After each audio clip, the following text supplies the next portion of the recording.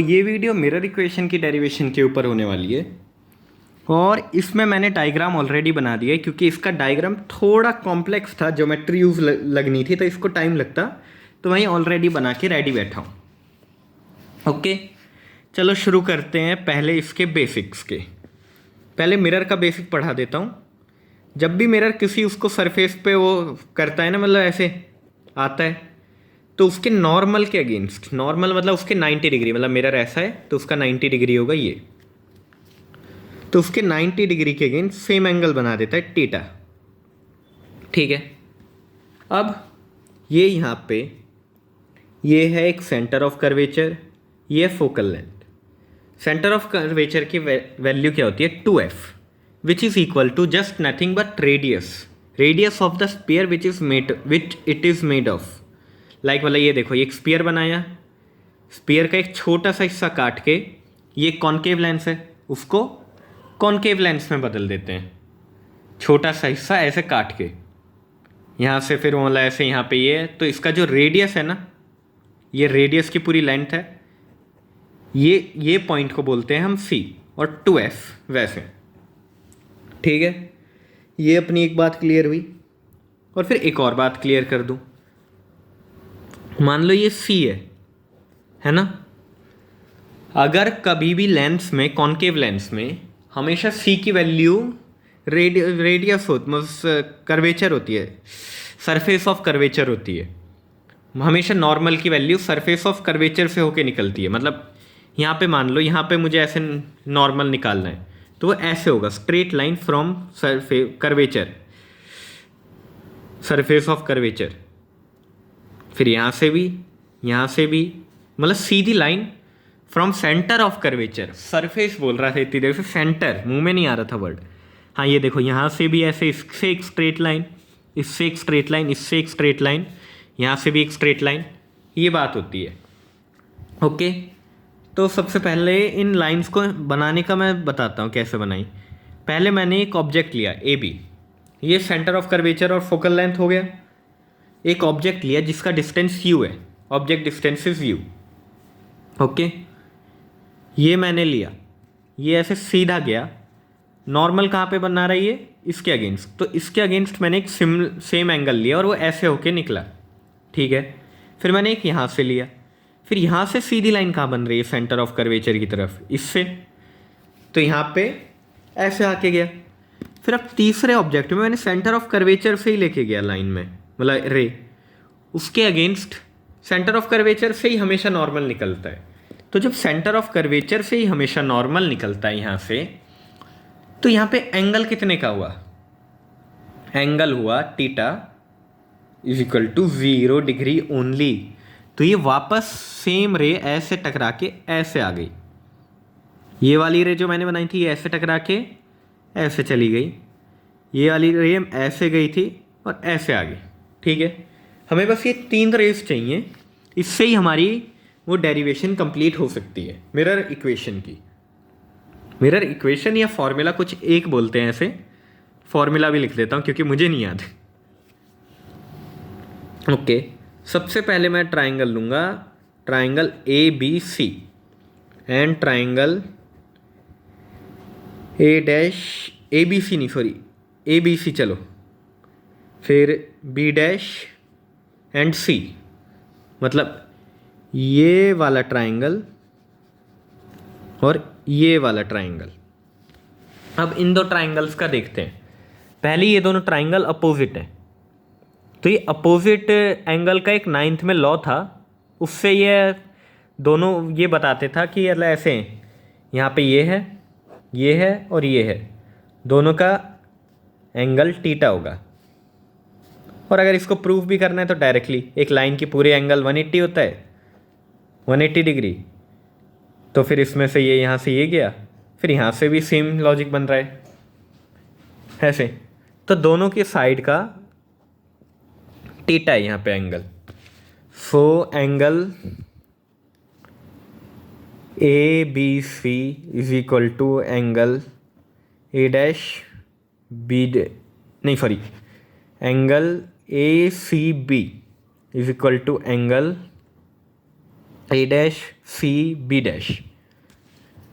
फिर यहाँ पे ये दोनों 90 डिग्री हैं, तो angle B A C is equal to angle B dash A dash C. ठीक है। और फिर अब एक ट्राइंगल में 3 ही तो एंगल होते हैं, 3 एंगल होते हैं, 2 इक्वल हो गए, सबका सम टोटल 180 होता है। तो ये दोनों अगर सेम है तो ये भी तो सेम ही हो जाएगा एक। तो 2 एंगल ऑलरेडी सेम हो गए, तो तीसरा तो ऑलरेडी हो ही गया।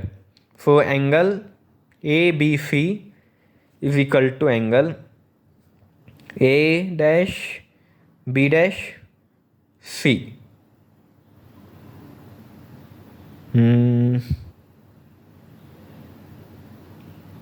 ए B C A dash B dash C. Okay, ये अपनी एक बात क्लियर हुई। सी बी,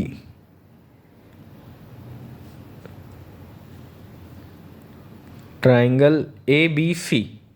ठीक है, ये मैंने एंगल में एक गड़बड़ की है, मैं वो चेक कर रहा हूँ बस, सॉरी बीच में रुकावट के लिए। हाँ, तो ये बी डैश ए डैश होगा, ए dash C.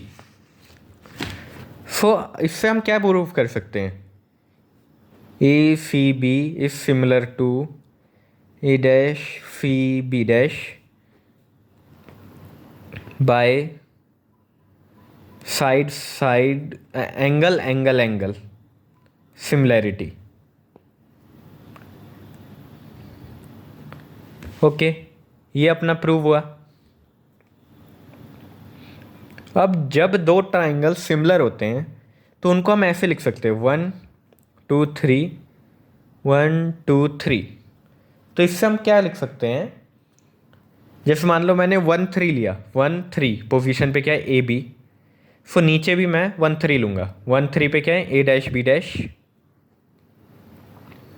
Is equal to, इधर भी ऐसे पैटर्न में ले सकता हूँ मैं 2 3, या 2 3 बी सी लिखो या वो लिखूँ, सेम ही बात है, बी डैश सी।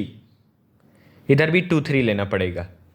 सो ये एक सिमिलैरिटी है, मतलब वो ऐसे बाय एंगल सिमिलैरिटी थ्योरम होता है, 10th में पढ़ाया था, वरना अभी मैंने ये क्विक रिवाइज कर दिया। ऐसे 1 2 3 वाला लिखो उनके ऊपर, फिर 1 3 लोगे तो उसके नीचे 1 3 लिखो, फिर नेक्स्ट में इक्वल टू 2 3 लोगे तो उसके नीचे 2 3 लिखो। हमें ये डेरिवेशन में काम आएगा, इसलिए मैंने ये वाला पैटर्न लिया है।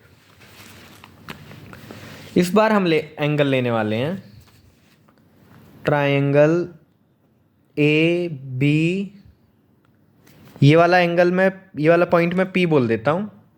ठीक है, A B P and triangle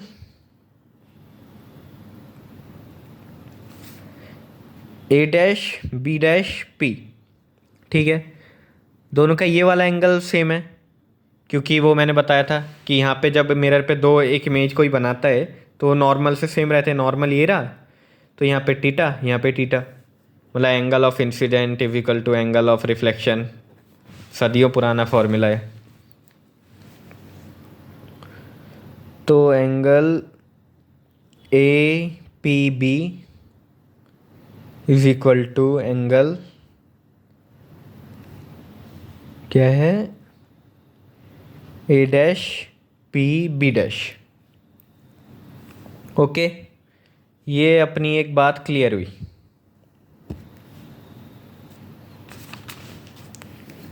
तो इस हिसाब से ये भी 90 डिग्री एंगल है, यहाँ पे भी मैं शॉर्ट में लिपटा रहा हूँ, ये 90 डिग्री है, ये तो 90 डिग्री है ही, तो ये थर्ड एंगल भी इक्वल होगा दी एंड। तो इस हिसाब से मैं इसको भी सिमिलर प्रूफ कर सकता हूँ। A P B is similar to triangle A dash P B dash by angle angle angle similarity.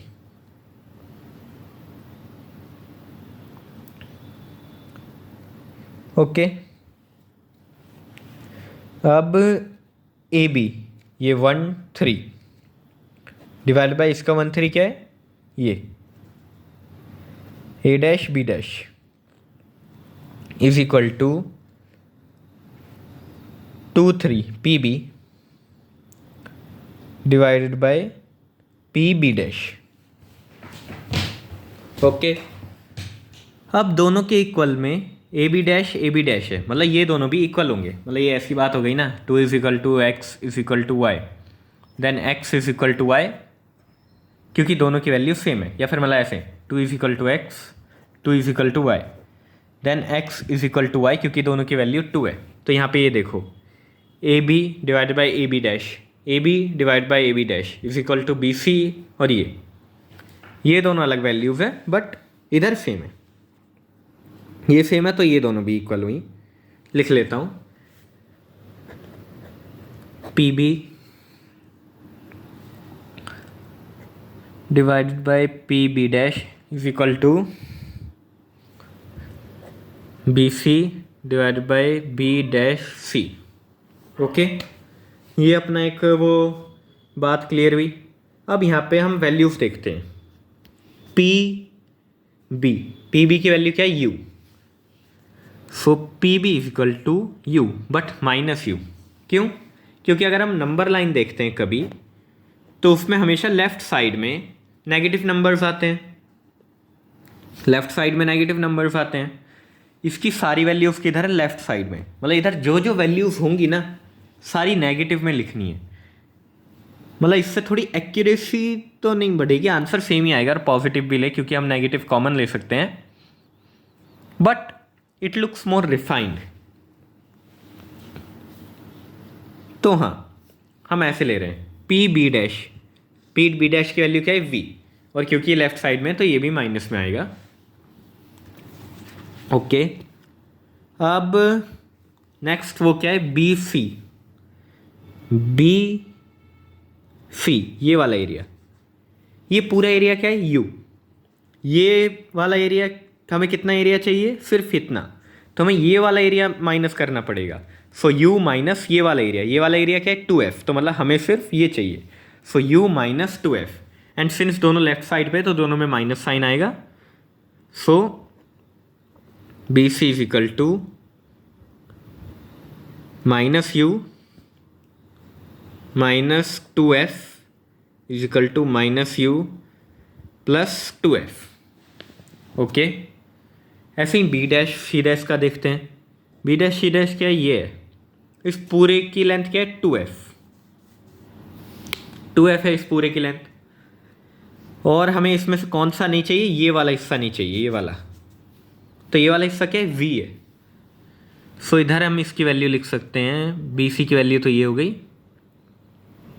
B dash सी की वैल्यू हो गई minus 2f minus v is equal to minus 2f plus v is equal to B dash C. हश, अब सारी value substitute कर लो, minus u minus v, minus minus cancel.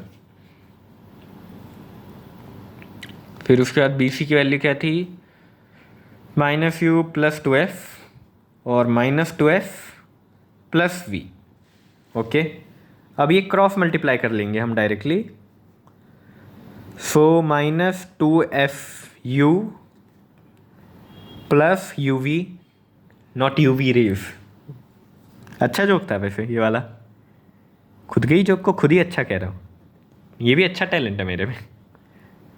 और फिर इधर प्लस 2f u, ये अपनी इक्वेशन आई। अब ये 2f u को उधर ले जाओ और ये uv को इधर ले आओ। सो ये uv इस साइड आके प्लस हो गया, uv प्लस uv 2uv हो जाएगा। 2uv is equal to 2fu plus 2fv। 2 common ले सकते हैं हम पूरी इक्वेशन में से, तो ले लिया, चलो। uv is equal to fu plus fv। अब इसको पूरे को डिवाइड बाय fuv कर देंगे, इस पूरी इक्वेशन को। अगर हम इसको fuv से डिवाइड करेंगे तो fuv, uv से uv कैंसिल, f बचा, इधर ये fu एफ यू वी, ये इससे ये cancel, plus f v u, f v से f cancel, f v cancel, end में बचा 1/f plus 1/f is equal to 1/v plus 1/u। यही थी हमारी मिरर इक्वेशन। हुई वीडियो कंप्लीट ये वाली।